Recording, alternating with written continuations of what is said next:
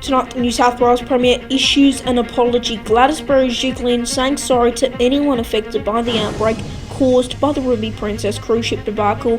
Plus, Jacinda Ardern makes a shock announcement: the New Zealand PM delaying the country's election by a month as more COVID-19 cases are recorded.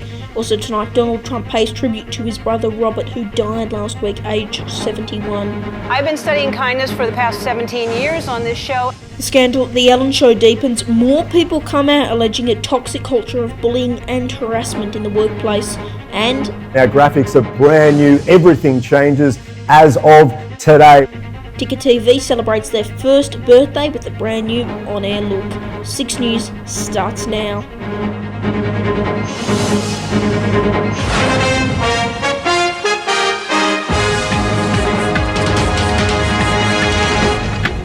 Good evening. Gladys Berejiklian has apologised to anyone affected by the Ruby Princess cruise ship debacle. Out of almost 3,000 people, 900 tested positive for coronavirus after disembarking, and 28 of those later died. Lincoln Holmes has more.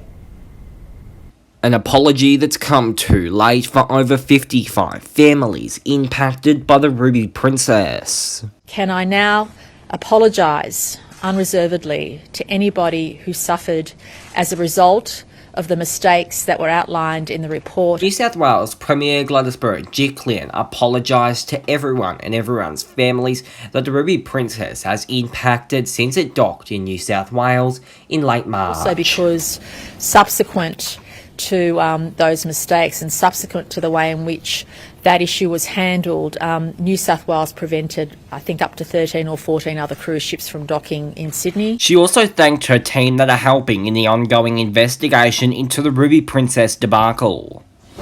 So the lessons were learned very quickly, but unfortunately, in particular for those 62 individuals, the lessons weren't learned soon enough. And again, I apologise unreservedly on behalf of all those individuals and agencies who made those mistakes. The investigation into the Ruby Princess is ongoing. Lincoln Holmes, 6 News. A security guard at one of Sydney's quarantine hotels has tested positive for COVID-19, according to the state's chief health officer. It's believed the guard caught it while working at the Circular Quay Marriott Hotel. It's believed the same guard also worked at the Parramatta Court, Flemington Market and Bankstown Central Shopping Centre. New South Wales Health has declared the City of Sydney a coronavirus hotspot, with more cases recorded across the state every day. An inquiry has heard that more than 99% of Victoria's active coronavirus cases stem back to 2 Melbourne quarantine hotels. Security guards were reportedly told not to wear PPE when taking guests outside or bringing them meals. It comes as the state's Premier Dan Andrews warns of incredibly difficult days ahead in the race to stop coronavirus in Victoria. That's despite cases declining, even getting under 200 for the first time since July. Mr Andrews also said cases in regional areas were down significantly compared to last week, especially in areas where testing had been ramped up. Jacinda Ardern has delayed New Zealand's election by a month due to the new coronavirus cases, most of them in Auckland. The country was supposed to head to the polls on September 19. However, the PM has now delayed the voting until October 17. Ms Ardern says she is confident cases will decrease and that she will not need to delay the election any further. Health officials say their latest outbreak is not linked to freight or frozen food. However, the exact cause is still under investigation. Donald Trump has paid tribute to his brother Robert, who died last week, aged 71. The US president saying, "He was my best friend." US correspondent Jackson Gosnell has the details. Leo, we are monitoring many stories here in the U.S., including the death of President Trump's brother, Robert Trump. Now, a hashtag on Twitter was saying the wrong Trump, implying that folks wanted President Trump to be dead instead of his brother. This has sparked a lot of controversy, and people are now saying that a lot of Democrats are heartless for doing this. Now, the president's brother died shortly after the president went to see him at a hospital. He said that his condition wasn't looking good, and he had high hopes for his brother, but didn't know if he would make it. He mentioned that at a press conference Of course, his brother then died days later. It's unknown if it had anything to do with the coronavirus. Obviously, the president still grieving the loss of his brother, and many other developments are still coming from the U.S. We're also talking about masks, and a new study out is finding that cities who have mask mandates actually are having 50% less cases in coronavirus than those without them. So while some still question the effectiveness of face coverings, some cities say they are working, and the science is proving that. I'll get back to you soon with some more updates, but for now, I'm Jackson Gosnell reporting from 6 News in the U.S. Jackson Gosnell reporting there. Talk show host Ellen DeGeneres has been the focus of increased criticism over the past few weeks, stemming around alleged bullying and harassment, one comparing the workplace to the Devil Wears Prada, and another person saying Ellen is a phony. Jack Hahn explains. She was the Queen of Nice, Ellen DeGeneres, gracing our screens at noon on 9 for nearly a decade and the screens of millions worldwide. Famous for generous gift-giving, cars, houses, holidays, nothing was ever too big for the kind and caring Ellen we saw. I've been studying kindness for the past 17 years on this show. So kind, Ellen earned herself the highest civilian award in the US, a Presidential Medal of Freedom. Ellen counters what too often divides us with the countless things that bind us together, inspires us to be better. One joke, one dance at a time. Ellen DeGeneres has shown us that a single individual can make the world a more fun, more open, more loving place. But behind the scenes, toxic, phony, hypocrite, liar. That's what she is. A bombshell BuzzFeed article dropped a barrage of brazen examples of bullying from bosses, including Ellen herself. One of the ways I spread kindness is with my Be Kind boxes. It's alleged racism and toxic culture was permeating from the show's executive producers, 3 of which have, quote, parted ways with the program. On one occasion, it's alleged a senior staffer told a black employee that, quote, I'm sorry, I only know the names of white people who work here, and that the studio audience was told they couldn't be funnier than Ellen. Just expect a lot when you go to meet like your idol, and then when you get disappointed, it's like such a letdown. Employees let down by Ellen's alleged elevated ego too, being told not to look at her directly in the eye. Even former Australian Today Show executive producer Neil Breen was told the same. I can tell you the people who worked with her walked on eggshells the whole time, and the whole thing was totally bizarre. Like, we're there to do an interview with her to promote what she's doing, but you can't look at her? Like, someone get real. Ellen has since apologised for her boss's bad behaviour, with an internal investigation finding no evidence of, quote, systemic racism in the workplace, according to the show's production company. And when Ellen was asked, is there really a no eye contact policy, she said, no.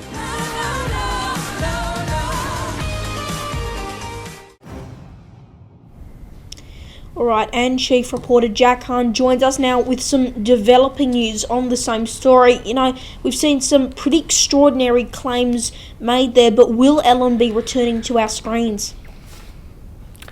Look, Leah, she says she will be returning to the program, but that doesn't necessarily mean networks will be rushing to return her to their airwaves. We understand the Nine Network is currently re-evaluating the situation, with the program director, Hamish Turner, telling TV Tonight that he has not yet signed a contract with the distributor Warner Brothers, and they will be negotiating prices. Of course, this program is distributed right across the United States, one of the most heavily syndicated programs, and really right around the world. It airs in Europe, the Middle East, and Asia, so there will be a lot of eyes on her return, but ultimately it depends if people will continue to watch her program.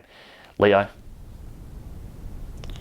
Alright, Jack, thank you. Documents released by the WA government show that mining billionaire Clive Palmer plans to sue for tens of billions of dollars in damages related to his stalled iron ore project.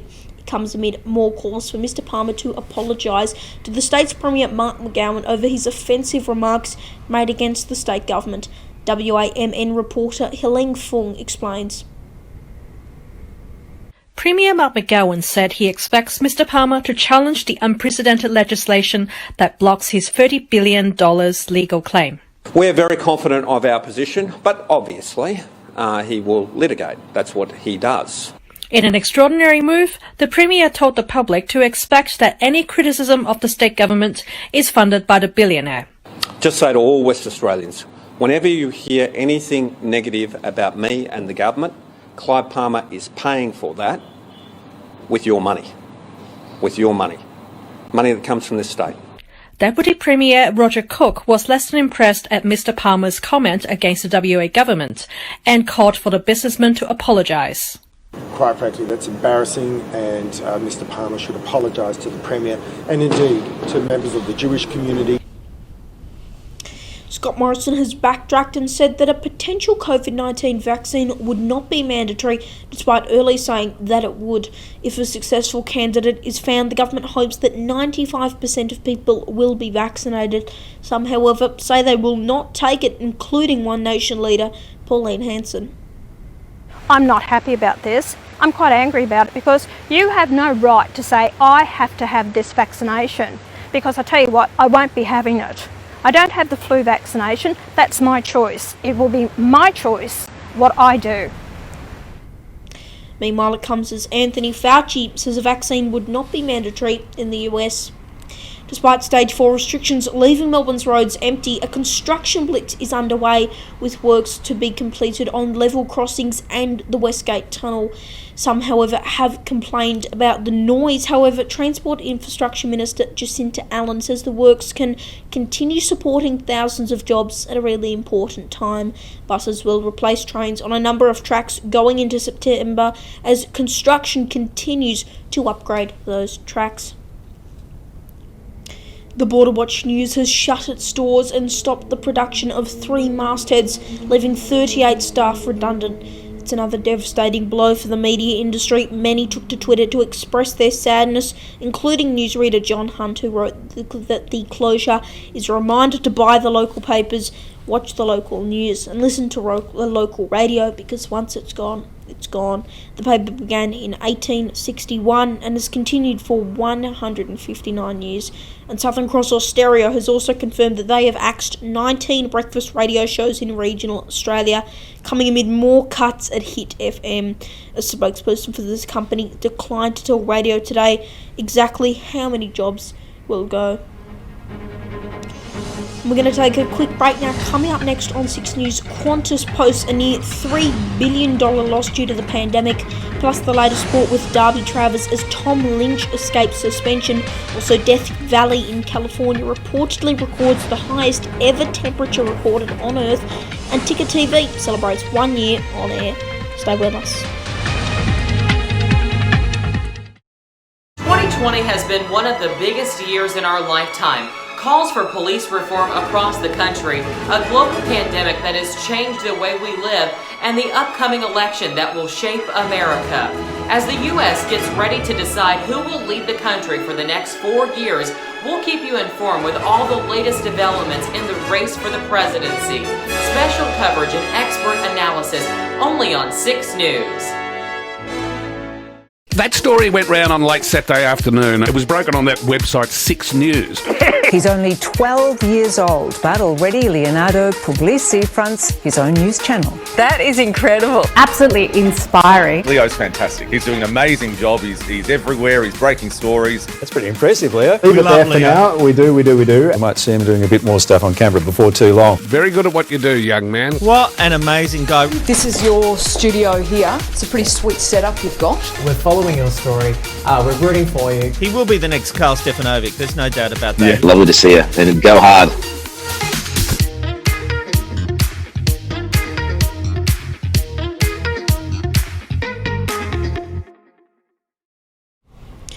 Welcome back to 6 News on this Sunday evening. Qantas has posted a shocking $2.7 billion loss over the past 12 months as the global aviation industry continues to feel the impacts of the COVID-19 pandemic. The airline also said that it predicts international flights will not resume until at least July 2021 amid calls for a trans-Tasman travel bubble with New Zealand. Qantas's profit has also nosedived 91% following that lack of travel, especially flying, obviously due to the pandemic. We have some breaking news now, and a bushfire is currently burning south of the New South Wales-Queensland border near the Pacific Highway. We're just getting these details coming in. From what we understand, firefighters are currently working to protect homes in Duramba. Of course, the bushfire season has not officially begun. Of course, this is one to watch. Now, if you are in that area, pay attention to the New South Wales RFS app, and we will, of course, continue to follow the story on our social media pages. So just repeating that, breaking news, a bushfire is currently burning in Duramba, the New South Wales-Queensland border. Time to get the latest news in sport. For that, we're going to cross to our senior reporter, Darby Travers. And Darby, a Richmond star, has escaped suspension. Yeah, good evening, Leo. Richmond forward Tom Lynch has escaped with a fine after striking Gold Coast defender Sam Collins twice in the Tigers' clash with the Suns. The incident in question happened during the final quarter on Monday night. However, Lynch was fined a further $1,000 for hitting ruckman Jared Witts in the third term. In a post-match interview, Lynch did defend his action, saying he used an open hand and was pushed off by Collins. However, the footage appears to show otherwise. In some other AFL news, it's been 1 year since Hawthorn great Jared Roughhead played his last game for the Hawks. You may recall he kicked 6 goals at Dockland Stadium in a pretty spectacular final game against the Gold Coast Suns. Let's look at one of them now.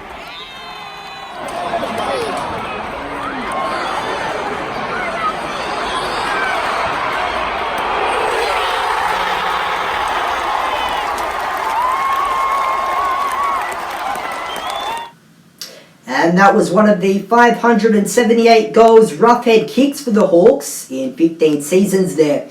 He played 283 games and won 4 premierships as well. And what a remarkable career he had. Leo, that's all in sport. Back to you.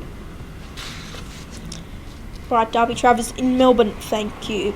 The very appropriately named Death Valley has reportedly recorded the highest ever temperature recorded on Earth at a whopping 54.4 degrees Celsius or 130 degrees Fahrenheit. Now, it is a California national park, for those of you who don't know. Not many people live there, but it is a big tourist attraction, obviously. Not many people are there due to coronavirus. Now, the previous record was also set in Death Valley. Temperatures have been skyrocketing across many parts of the US. There's a current heat wave extending from Arizona in the southwest of the country all the way to Washington State in the northwest. And now let's check in with some cooler temperatures back home. Brisbane sunny and a top of 22 tomorrow. Sydney 16, Canberra 11, Melbourne light rain also 11, Adelaide 12, Perth cloudy 19, Darwin a sunny top of 34, Townsville 26, Wollongong 16, Ballarat some light drizzle 12 degrees, Bendigo 14, and rain on the way for Hobart also 14 degrees. Finally tonight, we don't usually do birthday shout-outs on the news, but we just wanted to say a quick congratulations to all the team at Ticker TV who have celebrated 1 year on air with a brand new look. Now, for those of you who don't know, Ticker was founded in 2019 by former Sky News reporter Aaron Young. They've since grown to have news on the hour every hour, as well as a collection of many other programs. You can find more about Ticker on their website, tickertv.com.au, or watch them live every weekday from 8 a.m. Australian Eastern Standard Time on Facebook, Twitter, and YouTube. And don't forget, you can watch me on Ticker News with Adrian Franklin every single Thursday, just past 4 p.m. Melbourne time. That is 6 News for this Sunday evening. You can stay up to date with all the latest news on our social pages at 6 News AU. I'm Leonardo Puglisi. Thanks for your company. Good night.